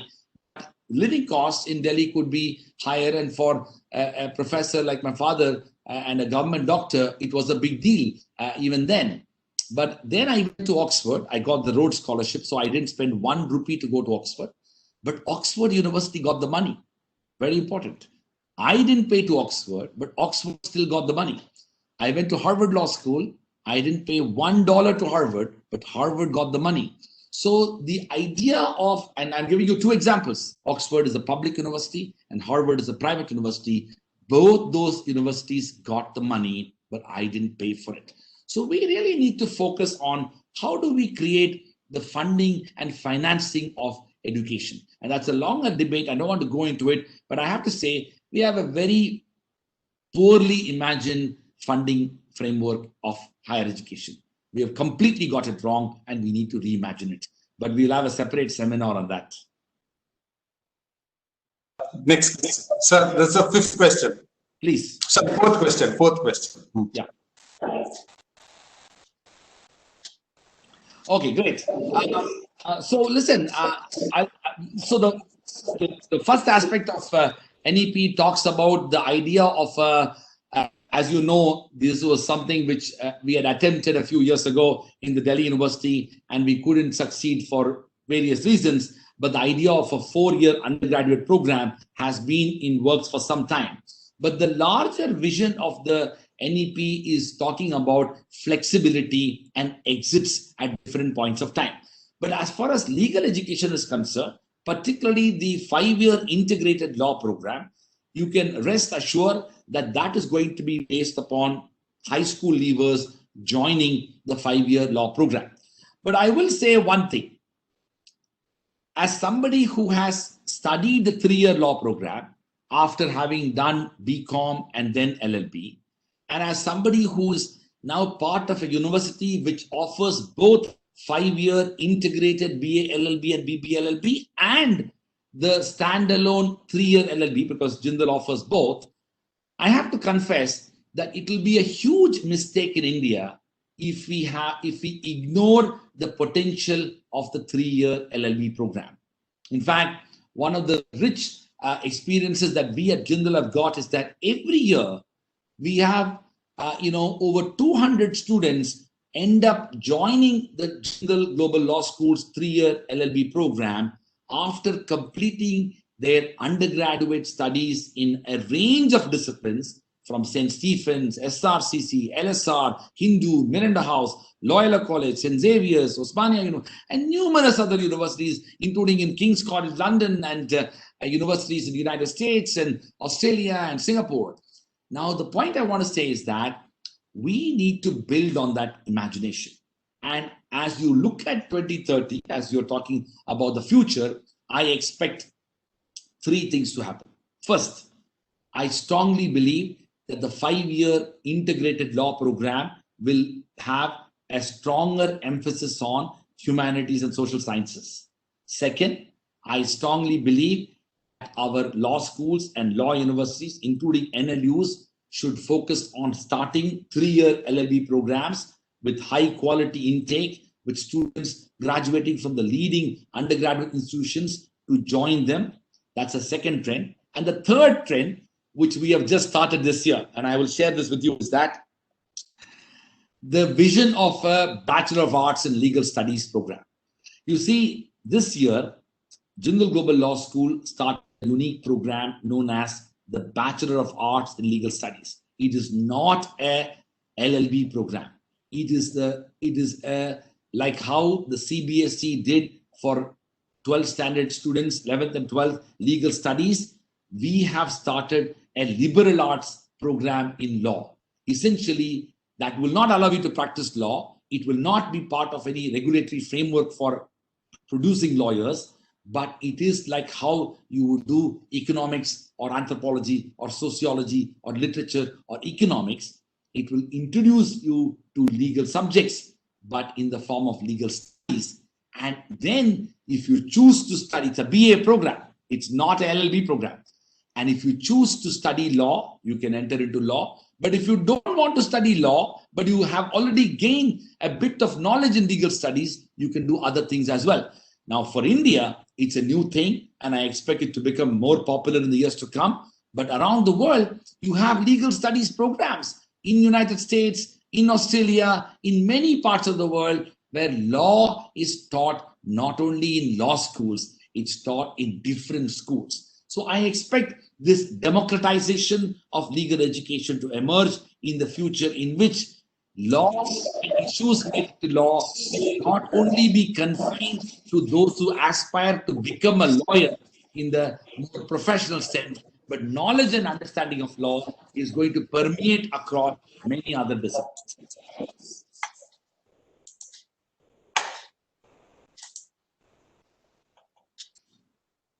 Hello? Sir? Please. Sir? Am I audible? Yes, I can hear you, yes. Yeah, I think that last question was from Mr. Kiran, sir. He's an assistant professor here. And I think I have one more question, the last question from Dr. Nandini, who is an associate professor here. Nandini, you can ask a question, ma'am. You can ask your question. Sir, good morning. It was great hearing you, sir. I just have one concern. Maybe it is a challenge to the leaders that with the same kind of quality teachers, which you are telling that is the major one, how would the leaders be capable of rebuilding an institution in the global level with the by compromising that cannot happen with the quality of legal education which has to be given? I feel that is it really a sugar coating, or is it superficial that NEP is aiming big? Is it really possible in the ground reality is my concern, and I am putting across my concern directly to you, sir, because you are part of it, I know. Thank you so much. Thank you very much, Nandini. It's a very legitimate question, and I think I'll answer this in twofold. One is that if you are living in India, you need to be optimistic. So that's the more philosophical dimension to it. So we have to be optimistic about the future, because many things that we see around us have enough reasons to be pessimistic. So that's the more philosophical dimension to it. The more practical dimension to it is that I do believe that the national education policy and the people who formulated it have actually collectively captured the aspirational aspects of the young people of India, the aspirational aspect of India as a nation. And so in many ways, it has sought a future in which some of these challenges could be addressed. And I think your point is very critical, because ultimately, for any institution to achieve that degree of excellence, you need a generation of bright young people wanting to aspire to be part of those institutions. And I will say one thing here. Since I moved to India from Hong Kong in the year 2007, 2008, early 2008, I have been traveling across the country, and I have given probably 10,000 plus talks in schools and colleges and universities, including law schools and law universities. And at the end of those talks, I've always asked a question to my students. And if I were in Visakhapatnam, I would have asked the same question to all our students. And the question is a very simple question. And I do that only to students at the end of the talk, and schools, in colleges, in IIMs, in IIT, in NLUs, everywhere. How many of you would like to become a teacher? How many of you would like to become a professor? And it's amazing, from Kanyakumari to Nagaland, literally from Gujarat to West Bengal, from Sikkim to Surat, the answer, whether you go to a school or a college or a university, whether you go to an IIT or a NLU or wherever, if I ask a question, how many of you would like to become a teacher or a professor? Less than 1% of them, if at all, raise their hand. So this is the core crisis that we are facing today. So because we can't do this poll now with the students in the virtual mode, maybe when I come to Visakhapatnam, we will do this. So we will not be able to solve the problem unless and until a significant number of our graduating students across disciplines, and definitely in law, are aspiring to come into legal academia. I mean, I will confess that we cannot and simply cannot expect a world-class legal education system to be built around, sorry to say, a lot of mediocre people who happen to be professors across our law schools, and expect that we will be able to build a world-class institution. Those, unfortunately, who did not get any other job, who did not pass and get into civil services, who did not, are not successful in legal practice. I am exaggerating, but the point I'm trying to say is a large number of law schools, unfortunately, happen to be in this situation. Clearly, NLUs and other leading universities, public and private, may be exceptions, but the larger imagination continues to be our inability to attract the best minds. So as institutions which are concerned about the future, I would say, universities such as the NLU in Visakhapatnam and others, we have a social responsibility, a university social responsibility, what I call USR, to be able to maintain and to really imagine and even inspire the next generation of legal academics who are able to contribute to the evolution of those world-class law schools. Thank you so much, sir. Sir, VC sir, sir, are you there? You want to say something? Yes, sir. Thank you, Professor Rajkumar. It's wonderful, and it's enriching and inspiring. It's simply superb. And I will stand by my word. I will extend a formal invitation, and definitely we are going to meet in Visakhapatnam. Wonderful. Okay, thank you very much. Great. For sparing your time. Thank you so much to all the students. And, I look forward to seeing you in person, to the faculty and the students there. Sir, 1 second. Sir, I request now Professor C.M. Rao, sir, our registrar, to address the vote of thanks. Please. Outset, I would like to congratulate Professor Rajkumar for inspiring and also showing insight in the legal education through NEP on the 13th Foundation Day of Damodaram Sanjeevaya National Law University. So I would also like to thank Professor Vice Chancellor for a wonderful academic through a dynamic personality. And I also thank Professor Bhavani Prasad Panda, who expressed the importance of the Foundation Day. I also thank Professor Dayananda Murthy and Professor Kiran, all my colleagues, and joining in this wonderful academic feast. And at the same time, I would like to congratulate the person who is responsible for bringing this institution to Visakhapatnam, Chief Minister Y.S.R. Rajsekhar Reddy, who sowed seeds for the establishment of a legal education center in Visakhapatnam.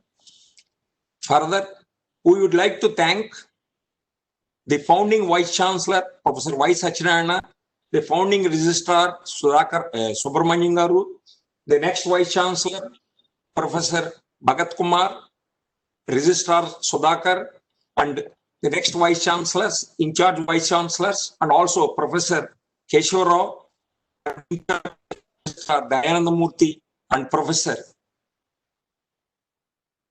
Surya Prakash for a wonderful opportunity. And above all, the participants who joined in this particular August gathering, thank you once again, everyone. And at the same time, I congratulate all my technical staff who cooperated with us for conducting a wonderful occasion. And we would like to thank all the teaching and non-teaching who are the members of our DSNUL family. Once again, I thank Professor Rajakumar for a wonderful opportunity, and as assured by the Vice Chancellor, we expect his personal visit to our institution. Thank you, one and all. Thank you so much, sir. Thank you for being with us on the 13th Foundation Day. Thank you, Registrar sir, also to address the word of thanks. Thank you for being with us once again to all the faculty members and the students here. Thank you, sir. Thank you. Thank you. Thank you, sir. Thank you so much.